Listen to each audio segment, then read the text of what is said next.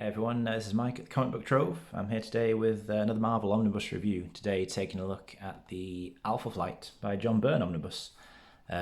Pretty interesting one this, so featuring one of Marvel's kind of lesser known teams really. Alpha Flight, not exactly up there with the likes of the Avengers, X-Men and Fantastic Four. But nevertheless, a good team, and this is a very good collection. Alpha Flight did actually spin off out of Uncanny X-Men originally. They came from the classic Chris Claremont and John Byrne run, originally invented to kind of flesh out Wolverine's backstory. But they're a team of Canadian superheroes for the most part, pretty much like the Canadian Avengers. That's kind of their whole deal. Let's take a look at this. I've always thought this cover, which you get on the dust jacket and the book itself, minus the text, of course. But I've always thought it's a really cool image by John Byrne, of course, featuring the team, kind of pushing aside a lot of Marvel's other better-known characters. The spine, you get this cool image of the team as well on there, so that's, pretty cool. Get a look at that. And then the back, you get your kind of cover gallery, as you see with the majority of Marvel Omnibus, and the content. Now, this is a big book. It's got a lot of stuff in it. It's about, I think, just over 1,200 pages of content, and you can take a look at the content there. Feel free to pause and have a look through that if you're interested. But basically what you're getting is the earliest appearances of Alpha Flight, which started with a few issues of Uncanny X-Men, and then they kind of cropped up and appeared in a few other things as guest characters, and then finally they got their own ongoing series, which you get the first 29 issues of in here. Most of it written and drawn by John Byrne, but at the end I think he did end up leaving the series before the final story arc finished, which is kind of a typical John Byrne thing to do, really, to be honest. So yeah, I think the final couple of issues or so of the series are written by, I think it's Bill Mantlo who takes over, and I think John Byrne went to go and do the Hulk for a little bit, but not very long. Anyway, it's beside the point. Take a look at the book. Now, I think this omnibus has been out of print for a little while, so, that sucks. But, Marvel have been pretty good lately at reprinting books, and hopefully that means that this will come back around for a second printing before too long, because it has actually only had one printing so far, and I think this was back in 2017, I want to say, something like that. So, probably due for a reprint. We'll see, I suppose. So inside you get this really nice kind of red and white Canadian sort of motif. Contents page, you can see here, you start off with issues of Uncanny X-Men, then there's a couple of issues of Hulk, even an issue of Machine Man, which is an even more obscure character than Alpha Flight, I'd say. And then you get all your Alpha Flight stuff once you finally get to that. And I will say you've got to get about 270 pages into the book before you even make it to Alpha Flight issue number 1. So that's how much stuff they appeared in before they got their own series. Quite a lot of things. But yeah, so you get these issues of X-Men, and this is where the characters first appeared. So there's a bit of double dipping here with Uncanny X-Men Volume 1, I think. But all this stuff is just great to see. It's the Claremont Byrne stuff. It's the artwork by Byrne and Terry Austin. Every time I see it, I'm blown away. So I'm never going to argue with getting that in a book, to be honest, even when I've already got it in a couple of other collections. But yeah, so the funny thing about Alpha Flight, really, they started out as really just supposed to be very much kind of two-dimensional characters. They were originally created to just sort of flesh out Wolverine's backstory a little bit. Wolverine had come from the Canadian government when Professor X had recruited him back in Giant Size number 1 to join the new Uncanny team. These issues basically just explore a little bit more of that, which go to show that basically the Canadian government wasn't too happy with Wolverine leaving, so they send in Alpha Flight, who are here on this excellent kind of full-page splash image, and you get the full team lineup. So it's originally, at least at this point, you got the kind of team leader, this guy here, Vindicator, who later changed his name to Guardian. Snowbird, Sasquatch, who's kind of a Hulk-type creature, Shaman, Aurora, and Northstar. Interesting group of characters. I'll kind of cover them all individually a little bit more as we go through. But yeah, the first thing, I think in John Byrne's own words, they were just literally made up as a team to be a team of characters who could give the X-Men a fight, basically. and literally just serve the purpose of filling out a few pages of an action sequence. But they ended up sticking around, and luckily I'm glad that they did, because I think they're a better group of characters than even John Byrne himself seems to have given credit for. Because I know that when he left the series, he commented on just saying the fact that he never really found the team to be that fun, which is a bit strange for me, but there you go. Because I think they are pretty interesting, and I think this is a good book. It's not the absolute best stuff. It's not the best of John Byrne's work either, but it's all very good overall. But every time I look at this book, I'm kind of surprised every time at just how much stuff the team was showing up in before they got their own series. As I say, this is that issue of Machine Man, really kind of obscure random series. This is actually being drawn by Steve Ditko though at the time, so that's pretty cool. When Ditko came back to Marvel, he'd famously left in 1966, I think, when he quit Spider-Man and Doctor Strange. He eventually would come back and do work periodically for Marvel, even though he never touched either Spider-Man or Doctor Strange again. But he did do some other stuff, but always, lesser known stuff, really. And this few issues of Machine Man that he did being one of them. But, it's always quite interesting to see some Ditko artwork, so it's a nice little addition to this omnibus. And then you get a couple of these issues, these Marvel 2-in-1s, where it's the team, specifically Sasquatch in here, teaming up with the Thing. Honestly, these issues, these kind of guest appearance issues, I guess I would call them, to group them all together, these pre-Alpha Flight series issues that are in here, not the best stuff. A lot of it's quite skippable, not very memorable, in my opinion anyway. At least I don't really remember it that much from last time I read through this book. For me, it really gets going when you get to the actual series. When you get to John Byrne writing and drawing these characters, these totally original characters that he created.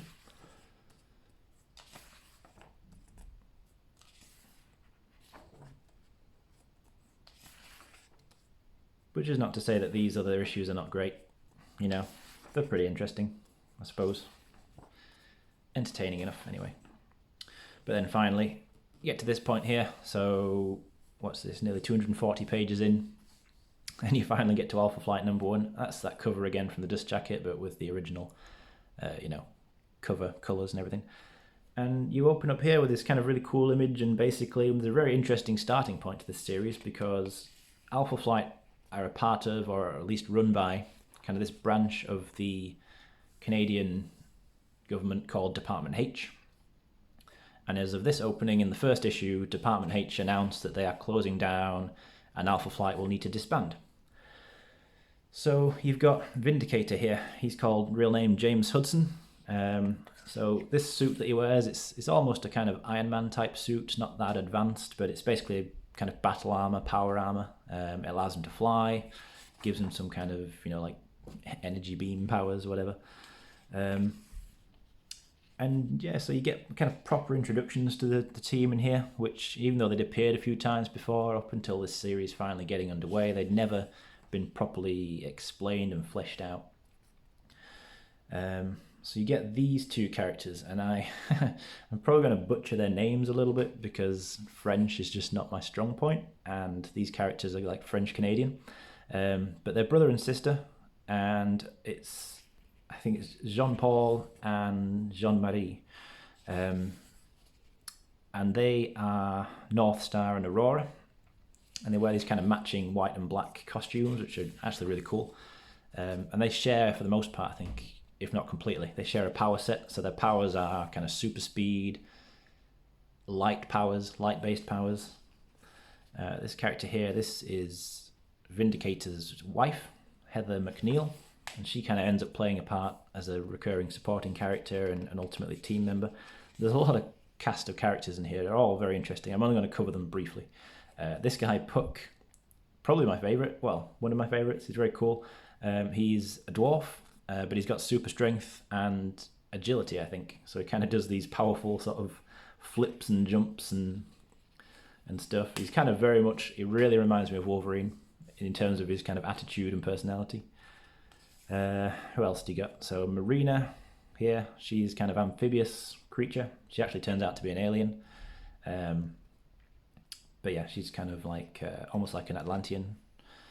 Sasquatch, very much like a Hulk character. In fact, I think in story, his character origin is he is a scientist who was kind of inspired by Bruce Banner's gamma radiation experiments, and he turned himself into a Sasquatch.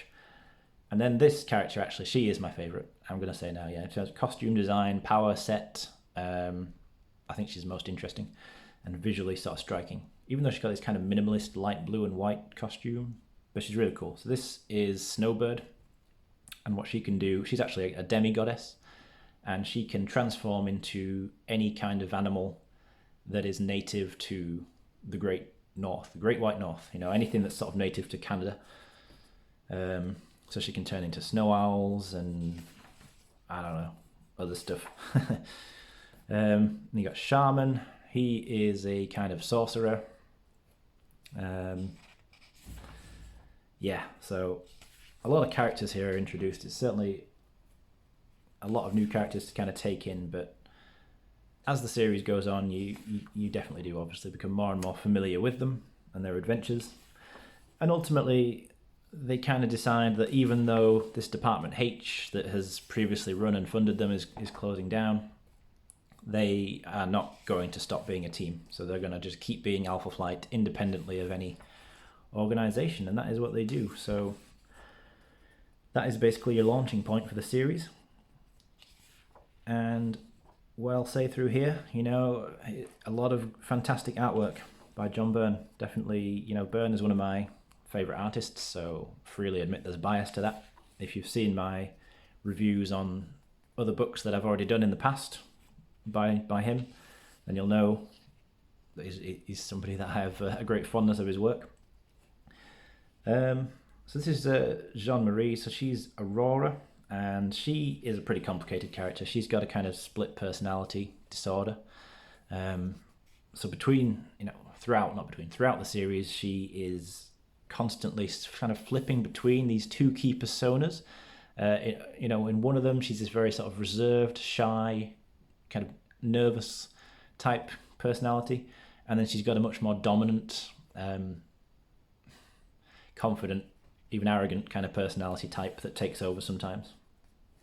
And that's pretty interesting because the two of them, it's almost like she's two different people. It's complicated. Causes complications anyway for the other characters. And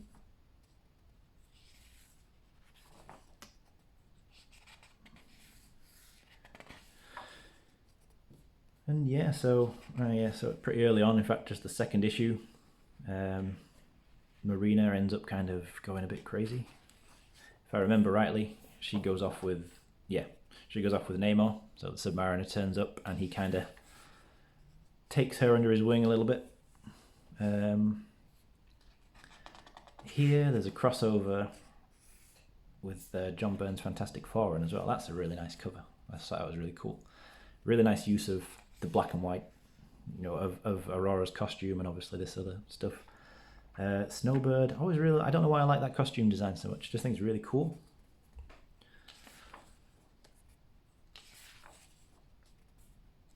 Okay, so yeah, she turned into a polar bear. That's the whole thing. She turns into these kinds of Arctic type animals.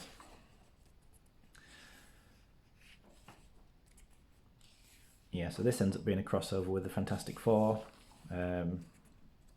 specifically the Invisible Woman and Namor, and so they're kind of invading this base. If I remember rightly, there's some kind of ancient alien base that Alpha Flight are on, and yeah, something they have to escape from. It's been a long time since I read this run, to be totally honest, so like so many books, it's something I need to reread in the future. There's just so many books to read though. But this issue, I need to just quickly go back and show this off. So, issue number 6, Snowblind. Bit of an infamous issue. Features Snowbird primarily, as you might guess from the cover. This very minimalist cover, which is, to me, this is like the comic book version of the cover of the White Album by the Beatles. And what you get in here are some of the most interesting pages, probably, that have ever been in a comic book in terms of, let's call it experimentalism. But basically, there is a big fight between Snowbird and this kind of, I don't know, deity thing that creates a massive, huge scale snowstorm, like an incredibly massive blizzard, which starts to occur here and means that you get several pages of just pure white panels. So you get some captions, some dialogue, but nothing else, just absolute pure white pages, right? Until finally things start to clear up and you see the aftermath of the fight. But basically the entire fight takes place, and you as the reader, we as the readers, we are effectively snowblind. Now, I've heard it called lazy, like it's just the easiest few pages any artist could ever get away with. I've heard it praised as like fantastically experimental work. I kind of put myself in the latter. I really think that's an interesting kind of gimmick, novelty. As a one-off anyway. I mean, let's be honest, it's not, if it happened in every few issues, you'd be starting to question Byrne as just seeing what he can get away with. But I think that is actually pretty funny. And later on, after this, in fact, Byrne, I think he parodied that exact sequence of pages in his sensational She-Hulk run. Yeah, I don't know. To me, that is one of the actual highlight moments of this whole run. And it's just pure white pages. So I don't know, maybe you could interpret that as positively or negatively, but it's something that will always stand out in my mind when I think of Alpha Flight. Later on, so interesting thing about Northstar, this guy here, so this is Aurora's brother, and he ended up being, not during this run, but afterwards, he ended up kind of being one of Marvel's first openly gay characters. Now, there are actually a few kind of subtle hints in here that kind of suggest that he was always intended to be a gay character and that Byrne was writing him that way, but at no point did Byrne ever make it official or clear. But you can definitely kind of read it. There's kind of undertones that suggest it. Now, that's not necessarily a big deal either way. To me, it is what it is. I thought it's worth mentioning just because it's always significant, you know, when you get the kind of first type of characters. So, you know, going back, you get like the first black superhero with Black Panther, first female characters, etc. So, you know, it's always good to see that kind of progressive attitudes developing within comics. It isn't fully developed in here, though, so I have to point that out, that Byrne didn't kind of take the full leap and say, hey, this is Northstar, he's a gay character. That was left up to other writers and creators afterwards. But, like I say, worth mentioning. It's something of historical importance in the context of the series and comics in general. And then, yeah, so that's kind of a spoiler alert for a key moment in Byrne's Fantastic Four. I'll cover that separately when I get to reviewing that run. But, yeah. Anyway. So you start to see developments. So Sasquatch, there ends up being more to him than kind of meets the eye. So his initial kind of story is that he just kind of transforms to and from human and Sasquatch, with the Sasquatch being, you know, very Hulk-like. He's very super strong, basically. But it ends up turning out that it's not quite that simple, and that the Sasquatch is in fact some kind of like a demigod that's possessed Walter, which is the character's name. So that's a very interesting idea that's kind of developed within here. So you do see things like that changing, and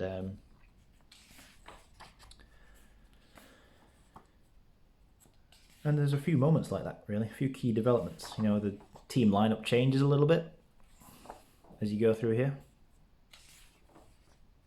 So by the end of the run, you don't have all the same team members that you had at the beginning.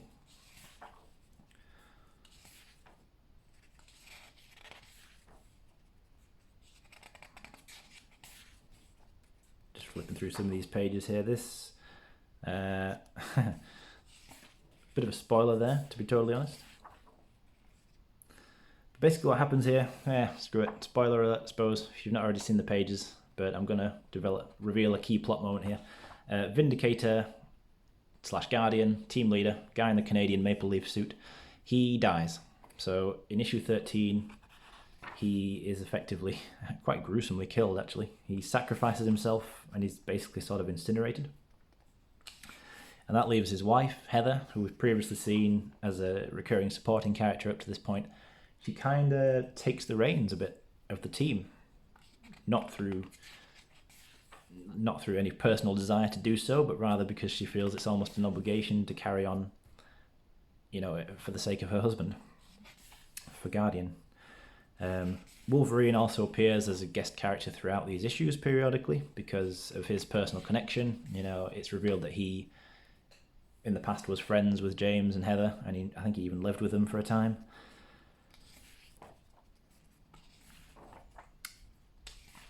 A lot of stuff in here, It's Marvel team up with Spider-Man during the Black Costume Saga era.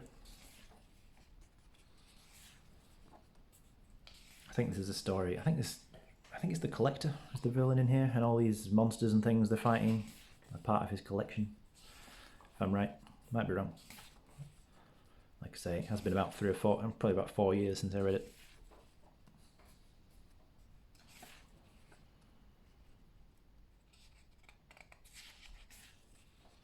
Definitely well worth checking out though. This image again, Snowbird, cool character design. Just keep saying it. Don't care. It's true. Really like it.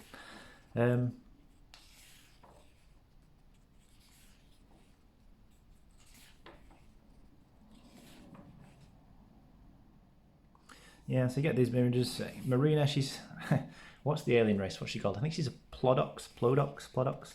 That's the name of her race, and she kind of keeps losing her control of herself. Really, she kind of keeps turning sort of primal and savage.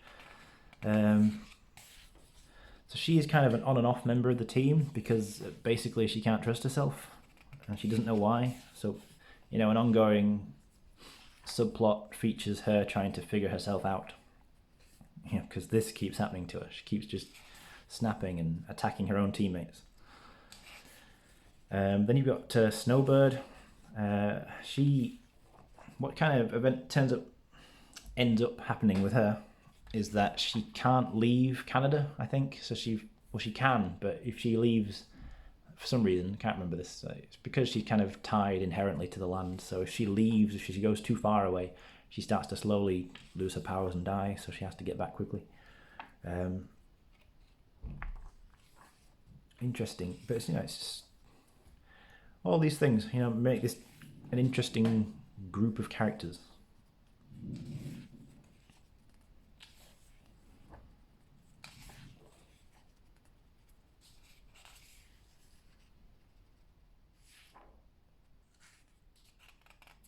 And then, so this is a story in which Guardian apparently comes back to life out of the blue. But it turns out effectively that it's not the real James Hudson. But you get, guest appearance here by the X-Men. So cool stuff there again.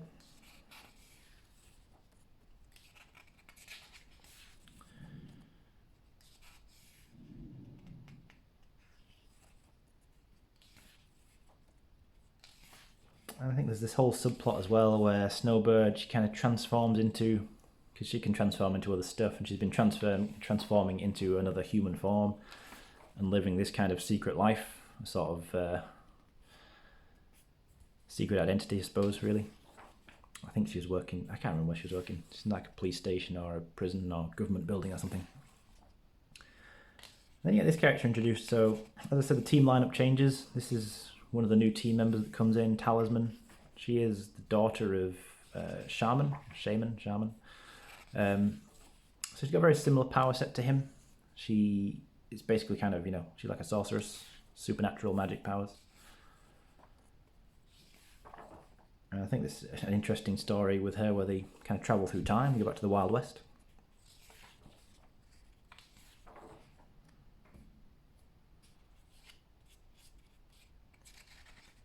This story, this is quite an interesting one. This might be the one that kind of most sticks out for me. Firstly, Aurora here in a new costume. It's pretty nice. But yeah, there's this villain in here, so kind of mysterious rich woman in a mansion, and I think she turns people to gold. I think that's what, yeah, she does. She's got like the Midas touch kind of thing. She turns people into golden statues. And I think by the time I got to this point, certainly, I was really into it. Like, when you kind of get to a point in a run where you just keep saying to yourself, one more issue, I'll just read one more issue, then I'll do whatever I need to do. I'll go to bed, I'll eat, whatever I've got to do. I was kind of feeling like that when it got to this point, which is great, but also a little frustrating in a way because it was getting towards the end of the run. And I don't know about you, but when I'm getting towards the end of a book and there isn't necessarily a collection that continues, as is the case with Alpha Flight, like you can go and read on subsequent issues digitally, for example, but there's no other Alpha Flight omnibus. There's no equivalent of a volume 2 at this point. So when I get to the end of a book like this, with no second volume equivalent, and I'm getting to the end, if I'm really liking it, I'm almost dreading finishing it, just because I'm like, no, don't want it to end. And that was very much how I kind of felt with this by the time I was getting to these final stages. It was really kind of picking up the pace and clicking into gear, however you want to say it. Oh yeah, so this has ended up being, I think, a 2-part story with the X-Men, where all the team kind of go to this magical castle where whilst you're there, everybody is happy and healthy, they've all got superpowers and everything seems amazing and too good to be true. So guess what? It's too good to be true. And for some reason, which I cannot remember the finer details of, it ends up being Loki's fault. So Loki is kind of messing with them. But the artwork in here is really cool. It's primarily by Paul Smith, who had already done a fairly short but well-regarded run drawing Uncanny X-Men up to this point. And I think his art is always really nice to see. He's just got one of those kind of clean styles.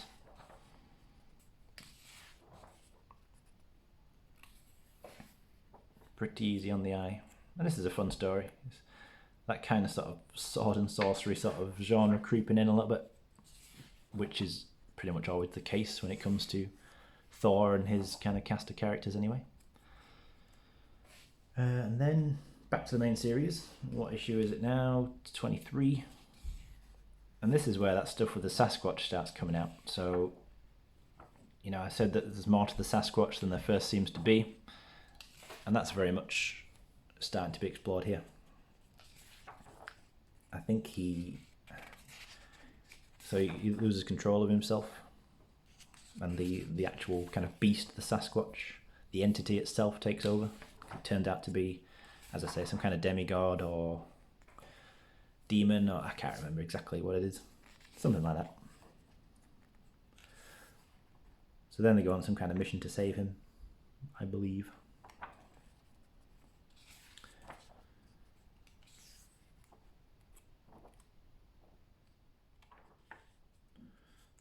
But, I think overall, I will say it's definitely a fun read. It's a very long read. In terms of a book, it's a pretty big omnibus. But it's run well worth checking out. I don't think it gets as much mention when it comes to... What is this page doing? There we go. When it comes to John Byrne's kind of general runs. So, everybody knows about his X-Men, his Fantastic Four, Superman. Alpha Flight, I think, tends to be overlooked a little bit, which I suppose is understandable, given that it's just not as big a name as those other things. But I think this is something that is a lot of fun. Here you have Guardian, that kind of intruder Guardian, revealing his true colours. He's a villain. So, towards the end, it becomes about beating him.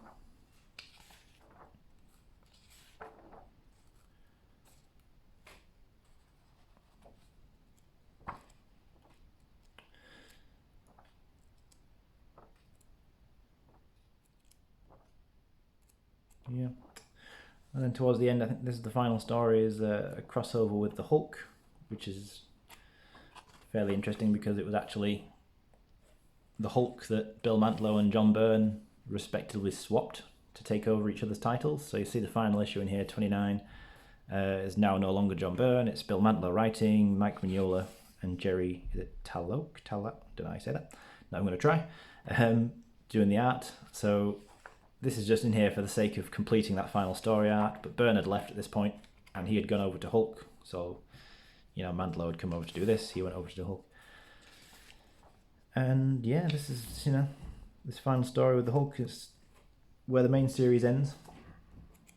And then the last thing that's collected, which skips ahead many years from where this ends. So this run is, 29 took place in around about 1985, maybe, something like that, 86. And then you go right forward to 1998 with this X-Men Alpha Flight story, which I don't think I read for some reason. I think I skipped this. I think I got to the end of issue 29 and I don't think I ever actually read these two stories, so I can't remember why that would have been, but I'm 99% sure that's what happened.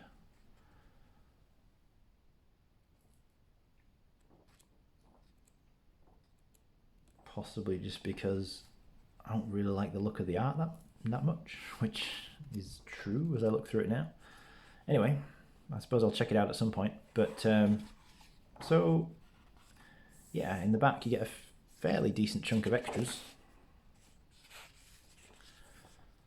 Usual kind of stuff, you know, different covers and posters, house ads, all that sort of typical stuff. Character designs.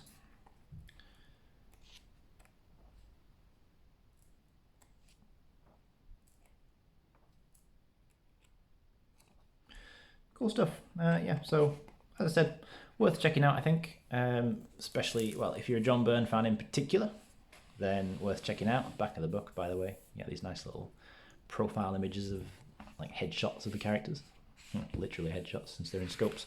Yeah, pretty good book. Not one of the absolute best. I wouldn't say go out and buy it above cover price with it being out of print at the moment. I wouldn't say that's something that you should really rush and do. If you find it for a good price, then yeah, worth checking out if it's undercover, I suppose. But otherwise, probably for the most part, I'd say you can wait for the reprint on this one. For me personally, as I say, it's good and it's worth reading, but fact is, you know, I've just flicked through it and there's a lot of stuff I don't remember, even though I kind of remember mostly enjoying it when I read it. So I can't give it as much high praise as I've given other books in the past. I can't say you absolutely must have this in your collection. But it's, as I say, it's a nice addition to have if you can get it for a decent price at some point, and hopefully it gets reprinted and then that will be more of an option. But if you really feel like you have to read Alpha Flight just to check it out, I'd say probably go digital, at least to try it out before you commit to hunting down a copy of this. But anyway, as always, thanks for watching the video and sticking with me all this way through it if you have done, and hopefully I'll be back soon with another book review. Thanks again, guys.